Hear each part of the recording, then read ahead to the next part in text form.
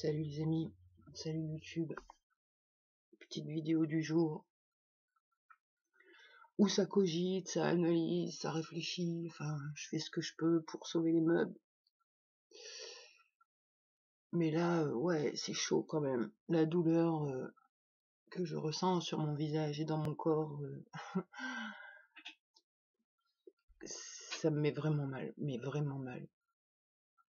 Et j'ai l'impression en fait que ce que je ressens, ça pourrait être ce que j'ai ressenti sous torture à la colonie.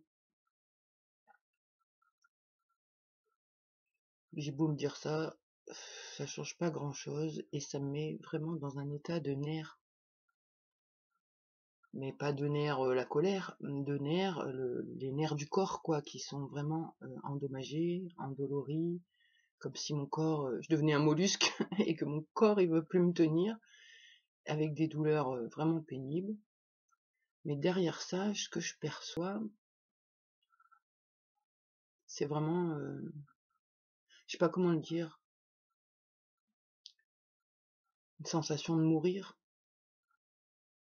qui correspond à ce que j'ai vécu à la colonie. Et cette sensation, c'est comme une énorme fuite d'énergie qui fait que ensuite on est impuissant.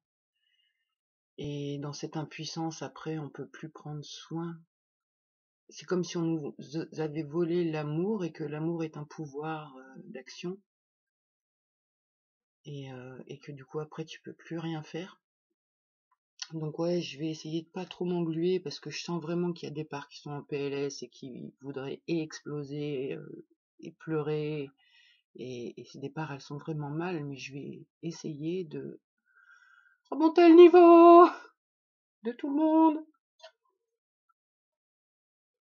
avec des petites analyses et des idées de résilience le mieux que je peux.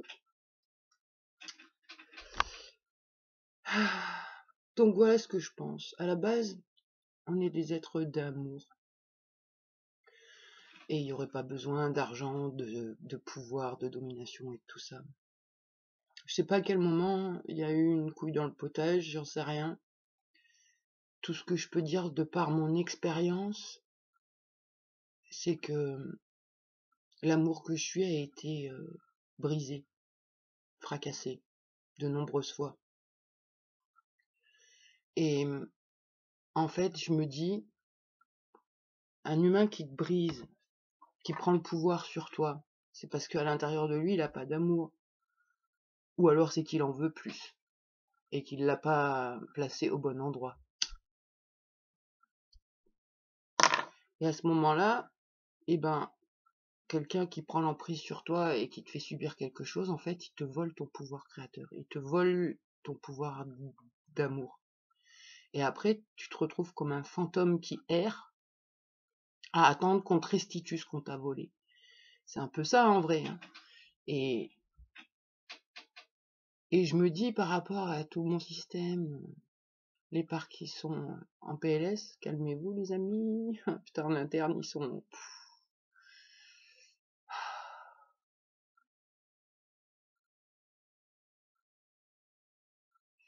J'ai l'impression que s'il y avait... En fait, il faudrait que l'amour qu'on m'a volé, on me le restitue. Comment on peut me le restituer? Ben, ça pourrait être possible si le game n'était pas truqué, d'avoir une reconnaissance, c'est-à-dire que le bourreau soit pointé du doigt et que la victime soit reconnue. Je pense que ça permet de récupérer l'amour de soi. C'est qu'une supposition, j'ai l'impression que là, ce qui nous tue à petit feu, de comment je le vois, c'est à la colonie, on nous a massacrés et ça nous a mis en mode pause toute notre vie où on n'a pas pu faire grand-chose, à part s'isoler, se protéger le plus qu'on peut. Et là, le fait que le médical, la dentiste, interfère sur mon corps et que ça a des effets, en fait, c'est-à-dire qu'elle s'en bat les couilles, elle vient, elle me nique la bouche et elle repart, et et je dois fermer ma gueule. Pardon, je suis vulgaire, mais là j'ai une part qui me... Cette petite peste, elle est pas contente. Et du coup, le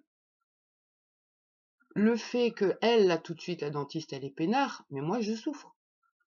Et quelque part, j'ai l'impression que ça l'alimente, elle, en énergie, ma souffrance. Enfin, c'est étrange ce que je dis, mais vraiment, j'ai la sensation que quelqu'un qui fait du mal à une autre personne, il lui prend son pouvoir d'amour. Donc l'autre, il décuple un pouvoir encore plus fort, quoi, encore plus puissant. Et nous, on se retrouve sans pouvoir. Et donc, même plus le pouvoir de prendre soin de soi, ou de vivre, ou d'exister, ou de faire des trucs. Et puis ça crée donc l'impuissance en soi, le fait d'avoir subi dans l'enfance. Le cerveau, il a enregistré que quoi qu'on fasse ça sert à rien, donc autant rien faire. C'est vain, tout est vain. Et là, j'ai vraiment besoin de trouver une issue de secours parce que vraiment ça affaiblit le corps fort, cette fuite d'énergie et de subir. C'est vibratoire, hein, c'est énergétique, j'en sais rien. Et donc je me disais, en fait, la plupart des gens qui sont traumatisés, je pense qu'ils se reconnaîtront dans ce que je dis, dans cet aspect d'être impuissant et d'être mort, en fait. Mais avec un corps vivant, mais le cœur, il est mort, et ça coupe l'énergie, et du coup, on n'a plus l'énergie pour faire les choses. Et je me dis, en fait, bon, tout ça, c'est des idées, hein, mais on nous a enlevé l'amour. Pour aller mieux, faut nous remettre l'amour. Mais comment on fait pour remettre l'amour? Ça peut passer par d'autres humains qui sont pas trop traumatisés et à qui on n'a pas trop volé l'amour. Ceux-là, ils peuvent peut-être aider et réinjecter de l'amour dans là où il n'y en a plus.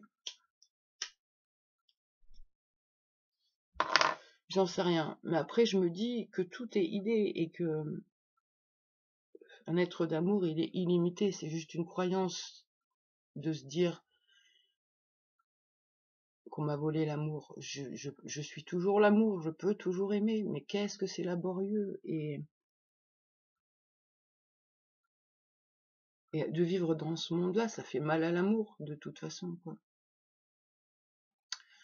Donc ouais, c'est vraiment très très dur en ce moment. Bon, en même temps, je me dis, ça fait 3 ans que je me paye l'élevé d'amnésie à fond, que je comprends un peu mieux ce qui m'est arrivé et tout.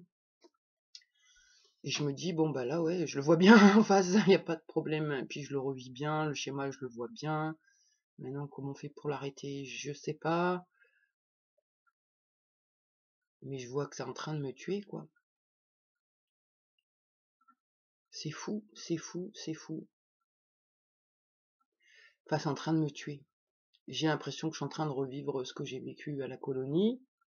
Donc forcément, ça m'a pas tué, je suis toujours là, mais n'empêche que j'ai failli mourir plein de fois là-bas, et que j'ai cette sensation-là, que ben, ils vont finir par y arriver, hein, à me tuer.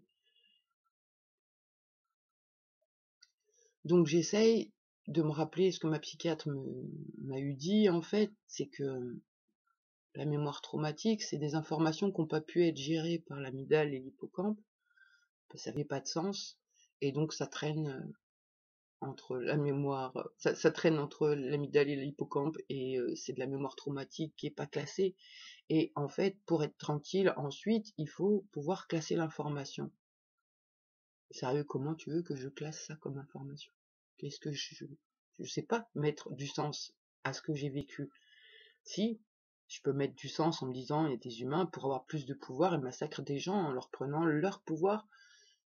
Et quand je vois que, en fait, tous les humains, on est prisonniers de cette espèce de truc qui est en prise et que la plupart collaborent avec ce truc qui nous rend tous malades, bon, ben, je me dis,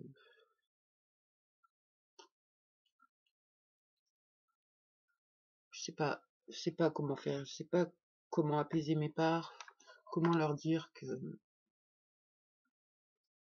que c'est pas grave. Enfin, si, c'est grave en vrai. Je peux pas leur dire que c'est pas grave. Et le pire, en fait, dans tout ça, calmez-vous dedans. Le pire dans tout ça, c'est que, genre, ça serait arrivé que à moi. On me dit, bon, c'est pas de chance, et on serait dans un monde d'amour, je pense que je serais vite guérie avec la bienveillance des autres. Mais c'est pas le cas, en fait.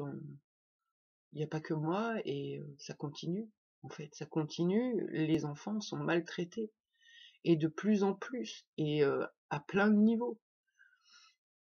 Et l'État fait rien du tout parce que ça les arrange. Eux, le pouvoir qu'ils ont, ils l'obtiennent comme ça, en massacrant des enfants. Ça, c'est vraiment ça, le pouvoir satanique et les abus rituels que j'ai vécu. Ils prennent le pouvoir de l'être qu'ils ont en face d'eux. Ça décuple leur puissance. Et du coup, bah, l'être en face, il est anéanti, il est vidé de quelque chose, d'une énergie. Je sais pas le dire autrement. Je sais pas comment la récupérer non plus. Je sais que l'amour peut aider, ça c'est sûr. Donc là, ben, on va faire ce qu'on peut pour trouver des idées de résilience, parce que là, mes parts, elles sont vraiment PLS. Donc je vais me servir d'une histoire qui nous est arrivée pour essayer de mettre en place une pensée de résilience. Je sais plus en quelle année c'était, peut-être en 2014, 2015, mais en fait à la même époque où j'ai commencé à tomber malade du corps. J'étais en méditation, vraiment j'étais bien dans un noir apaisant dans mon esprit, enfin c'était vraiment très présent, très plaisant. Et d'un coup j'ai eu une peur mais monstrueuse et monumentale, parce que normalement je vois pas forcément, je visualise pas très bien moi, il faut beaucoup de concentration pour visualiser, et j'ai plus les concepts que l'image. Et là, j'ai une image qui me fonce dessus, mais vraiment, j'ai une tête qui me fonce dessus, la bouche ouverte, et je vois des serpents dans ses cheveux, et les yeux exorbités et horribles, terrifiantes. Je sors de méditation et je me dis, waouh, c'est quoi ça? Je viens de me faire attaquer par un truc. Et puis je discute avec quelqu'un, et je réfléchis et je me dis, ok, donc ça, c'est une gorgone, ce que j'ai vu.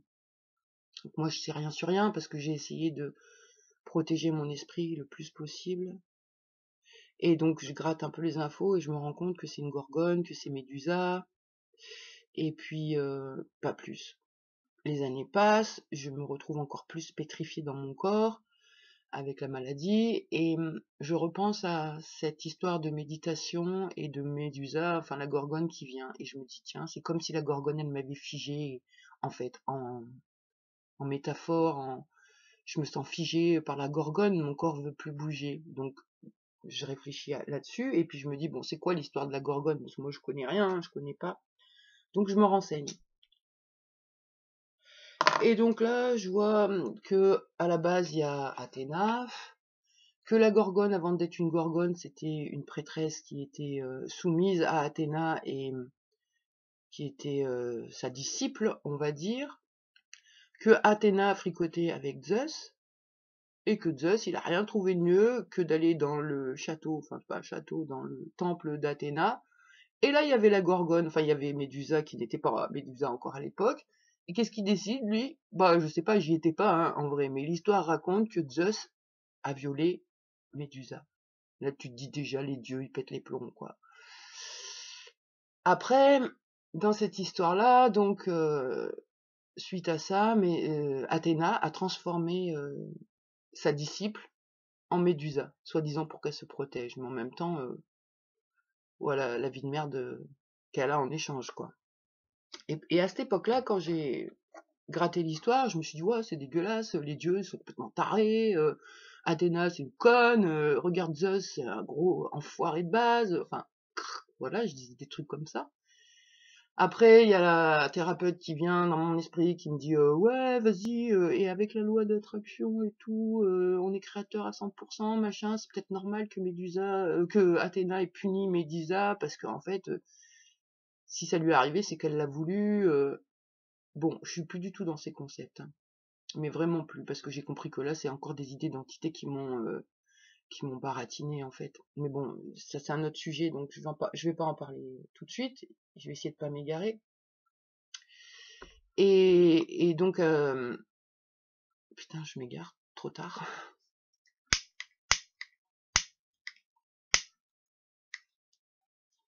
Donc dans l'histoire de Médusa, moi je savais pas trop comment me positionner. Est-ce qu'il y a la pensée créatrice, qu'il n'y a pas la pensée créatrice? En tout cas, je me suis dit, les dieux sont complètement tarés, la création est tarée, au secours. Et là, que je suis au bout de ma vie, mais vraiment, hein. Là, honnêtement, ouais, je suis vraiment au bout de ma vie. Je suis obligée de trouver des idées pour faire avancer mes parts, pour les rassurer. Du coup, je fais cette vidéo aussi pour qu'elles entendent, si jamais elles réécoutent la vidéo. C'est que si, à un moment donné de notre existence, alors qu'on n'était même pas au courant de son existence, on a été visité lors d'une méditation par Médusa, c'est qu'il y a une raison. Médusa, elle avait un pouvoir, du coup. C'était chaque personne qui s'approchait d'elle et qui la regardait, se faisait transformer en pierre, pétrifié et ensuite réduit en cendres. Et là, l'idée, c'est que si on a reçu dans l'esprit Médusa, c'est peut-être que ça peut nous servir. Et je me dis, moi, j'ai aucun pouvoir contre le patriarcat, le capitalisme, la pédocriminalité, les pédosatanistes, les sectes FM et tout ce qui s'ensuit, enfin, tous ces tarés, quoi. J'ai aucun pouvoir. Mais je me dis, si j'ai reçu la méduse, c'est peut-être pour que je m'en serve à un moment donné. Et donc là, je vais essayer de résilier avec cette idée. Et on a dessiné Médusa, on est en train de dessiner les symboles de ce qui nous a massacrés. Et du coup, on va y envoyer cet être. Bon, ok, c'est tiré par les cheveux, mais en vrai, pour résilier des horreurs comme on a vécu, on est obligé de trouver des idées qui sont tirées par les cheveux, franchement. Ça serait pas comme ça si on vivait dans un monde d'amour et si on avait du soutien d'autres humains et de l'amour, quoi. Mais il y en a pas, ou tellement peu, que c'est pareil, chacun garde l'amour pour soi, parce qu'on est tous en manque et en survie. Et ça aussi, c'est des idées. C'est des idées parce que normalement, on est illimité en amour. Mais le fait qu'on soit emprisonné par un truc plus fort, ça nous cloisonne aussi dans les pensées, parce que ça nous dit ce qu'il faut penser, par les médias, la pub, la télé, les informations, ça nous dit comment penser. Donc ça nous limite, en fait. Mais normalement, on devrait être illimité en amour. C'est comme le phénix qui renaît de ses cendres, en fait. Et j'attends ça, là, pour mon système, en fait. Je vois bien que ils sont tous en train, à moitié morts, quoi. Ils sont tous en train d'agoniser, là. Et c'est ça, c'est comme le phénix, il faut renaître de ses cendres et trouver des idées d'amour encore plus fortes, encore plus puissantes, en théorie. Donc là, bah ouais, on va essayer de faire cette résilience, faire ce tableau, parce que en vrai, c'est juste horrible de subir, quoi, en fait, et d'avoir aucun pouvoir. Là, tout de suite, je subis que j'ai mal dans mes dents, enfin dans mes nerfs. J'ai pas mal aux dents. À cause de mes dents, j'ai mal dans la mâchoire, dans le visage, dans le cou, et ça joue sur tout mon dos, enfin ça joue sur tout mon corps, vraiment, c'est impressionnant. D'avoir aucun pouvoir là-dessus et de se dire que en fait, ben non, je ne peux pas demander de l'aide à personne, en fait. Le médical, c'est tous des enfoirés, donc je vais pas aller leur demander à eux. Enfin, je veux dire, j'ai déjà été assez con comme ça. Donc à un moment, faut arrêter. Et il faut essayer de mettre la foi sur le corps et ses capacités de régénération, ok. Ça c'est pareil, on nous l'a pas appris, donc c'est chaud à faire. Mais ce truc-là, d'un côté, il y a réellement la douleur physique, et d'un autre côté, il y a une douleur émotionnelle. C'est de subir la douleur physique à cause d'une connasse. Et en même temps, c'est... Enfin ouais, ça me rend dingue, en vrai, ça me rend dingue. De subir à cause de cons, ça donne envie de tuer à certaines parts. J'ai certaines parts qui font des plans, en fait, des plans horribles, mais vraiment, pour essayer de faire du bien à cette injustice, en fait. Mais bon, ça va, c'est des plans qui sont machiavéliques, mais mes parts sont pas débiles et elles n'useront pas ces stratégies-là, mais elles se verraient bien aller kidnapper la dentiste pour lui faire comprendre ce qu'elle vient de faire, quoi. Lui donner une petite leçon et tout et tout. Mais bon, en même temps, on peut pas utiliser les méthodes du côté obscur. On soigne pas le mal par le mal. Donc ça va, mes parts entendent bien ça, et heureusement, parce que sinon, il y en a certaines, elles iraient faire un gros massacre parce qu'elles sont au bout de leur vie, là. Vraiment.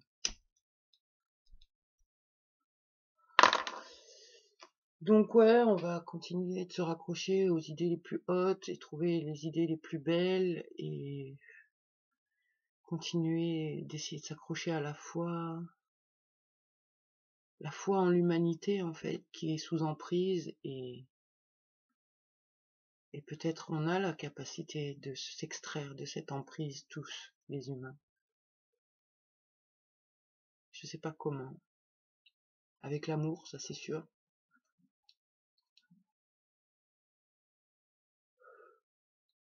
Ah, je sais pas qui c'est qui me dit ouais c'est ça, avec l'amour. Donc tu vas pas les kidnapper, la dentiste, pour la massacrer. Ça c'est pas de l'amour.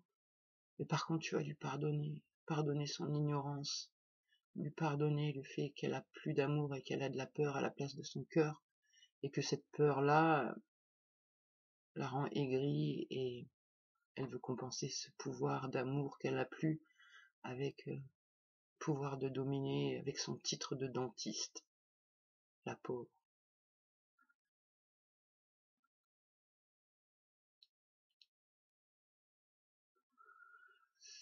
Donc bah voilà, c'est vraiment très dur en ce moment, à tout niveau, physiquement, psychologiquement.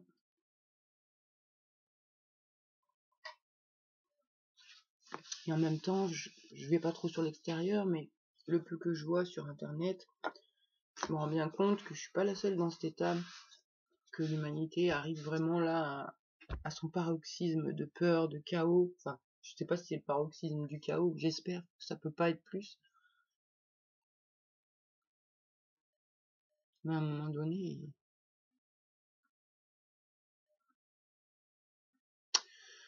bah, il faudrait que ça bouge. Et c'est pareil, j'ai des parts qui voudraient, genre des parts qui voudraient faire des vidéos pour dire allez tous ensemble, on arrête de consommer ceci, cela, on arrête de faire ci, on arrête de faire ça, on se motive, on leur donne plus le pouvoir. Il y a des parts plus hautes qui disent si tu te bats contre un truc, ça veut dire que le truc il existe. Si tu arrives à faire abstraction du truc, le pouvoir de l'esprit il est vraiment puissant. Mais c'est dur de faire abstraction d'un truc qui te pourrit la vie. Faire abstraction de tout ce qui va pas, c'est enlever le pouvoir, enlever l'énergie sur cette chose. Donc ben on va essayer de cultiver l'amour encore, le pardon, l'espoir, la foi. Et voilà, bon allez, j'arrête mon bavardage, et, euh, et on va passer en mode résilience gorgone. Par rapport à ça, c'est marrant parce que il y a des parts quand même qui ont peur de faire ça. J'ai des parts en moi qui disent non, on peut pas faire ça. Pourquoi? Parce que parce que quoi? Parce que si la gorgone elle est moins forte, on va encore plus te faire dégommer après.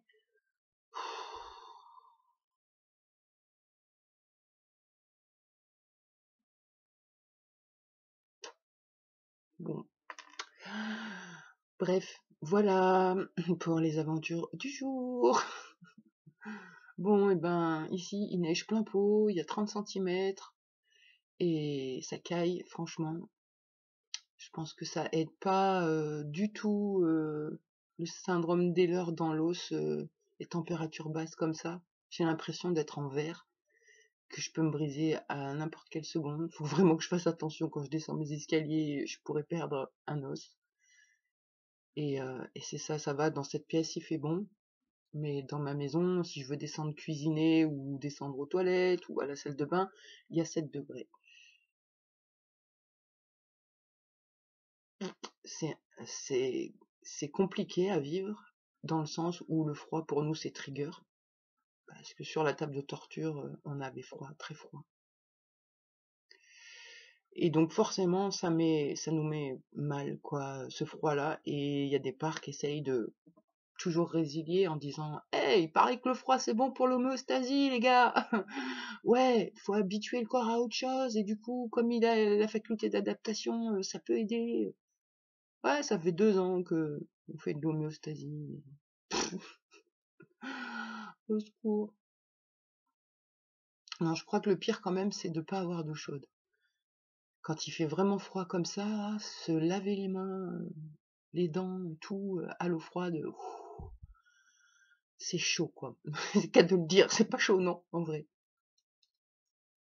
Enfin bon, allez, j'arrête mon bavardage et puis je vais essayer de continuer d'avancer, de faire avancer tout ce qui me bloque à l'intérieur et voilà. Bon, et bien, si quelqu'un a des idées hein, pour récupérer l'amour de soi, le pouvoir de soi qui a été volé pendant l'abus, la domination, et le fait qu'on ait été soumis, ben, on est preneur d'idées, même les plus bizarres. Voilà. Allez, ciao, bye tout le monde.